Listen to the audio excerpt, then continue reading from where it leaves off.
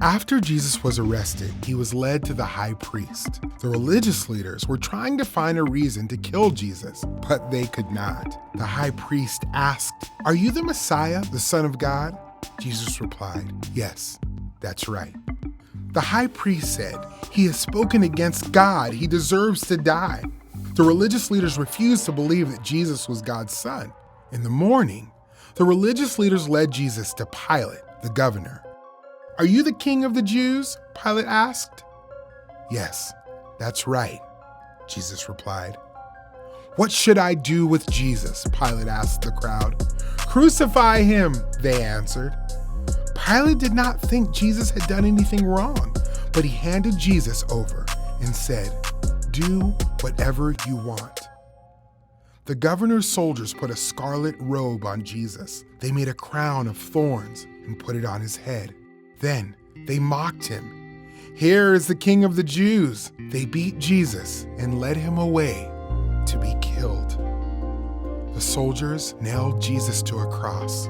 They put a sign above his head that said, "This is Jesus, the King of the Jews." 2 criminals were crucified next to him. Darkness covered the land. Jesus cried out, my God, why have you forsaken me?" Jesus shouted again, and then he died. Suddenly, the curtain in the temple sanctuary split in two from top to bottom, and there was an earthquake. One of the men guarding Jesus' body said, "This man really was God's son." Jesus was buried in a tomb. A stone was sealed in front of the tomb so that no one could steal Jesus' body. On the 3rd day, Mary Magdalene and the other Mary went to the tomb. Suddenly, there was an earthquake.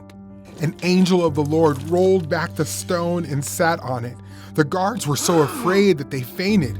The angel spoke to the woman, "Don't be afraid. I know you are looking for Jesus. He is not here.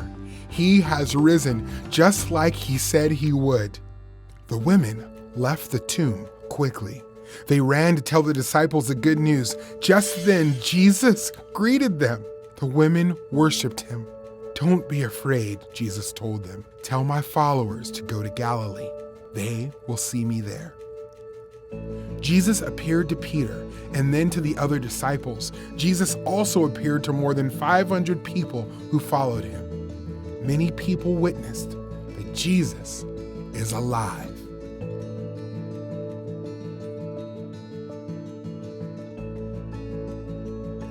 Jesus' death and resurrection is the center of the gospel.